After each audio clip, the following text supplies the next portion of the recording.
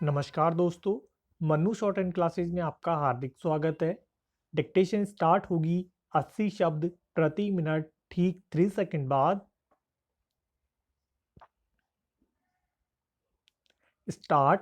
उपाध्यक्ष महोदय, हो सकता है आज या निकट भविष्य में हम लोकसभा का अधिवेशन दिल्ली के बाहर कहीं न कर सकें, लेकिन भविष्य में ऐसी स्थिति आ सकती है और यदि हमारे संसदीय कार्यों का मंत्रालय चाहे और इस संबंध में शीघ्रता करे तो वह भविष्य निकट में भी आ सकता है जब हम अपनी संसद का अधिवेशन दिल्ली के बजाय कहीं बाहर कर सकें।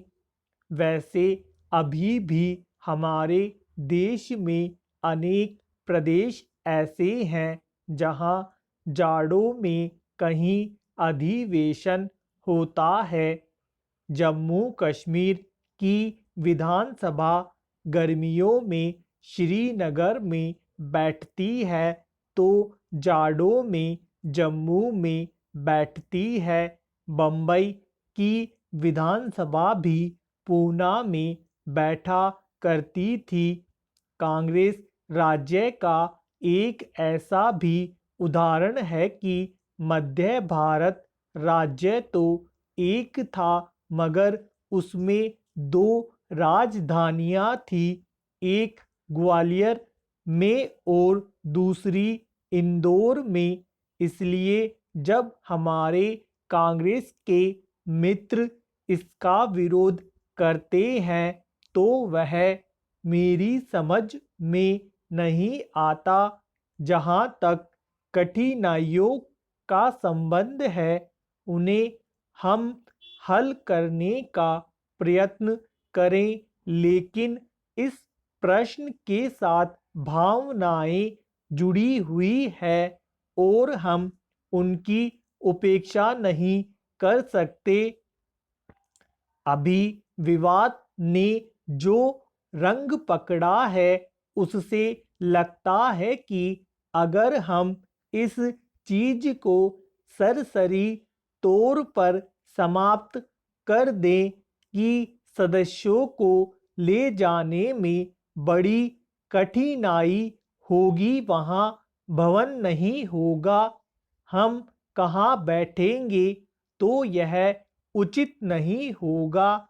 इतने वर्ष हो गए पर अभी तक सरकार सदस्यों के लिए दिल्ली में सारी सुविधाएं नहीं जोड़ सकी तो हैदराबाद और बंगलोर में यह कैसे संभव होगा।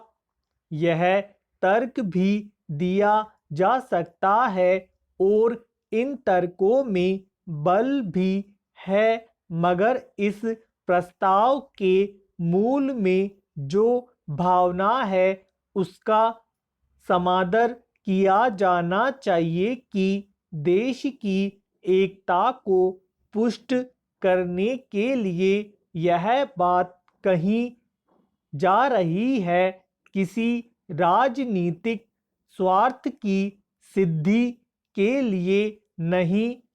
उत्तर और दक्षिण में कोई नया भेद खड़ा करने की बात की तो कोई आवश्यकता ही नहीं है, लेकिन हमें यह मालूम है कि हमारा देश बहुत विशाल है।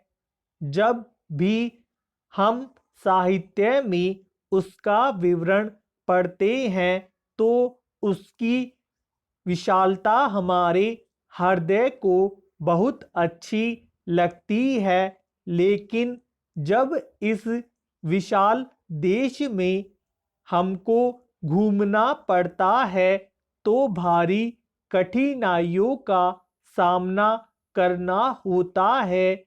आवश्यकता इस बात की है कि हम ऐसे अनेक अवसर लाएं। स्टॉप। समाप्त। धन्यवाद। दोस्तों लाइक और शेयर ज़रूर करें।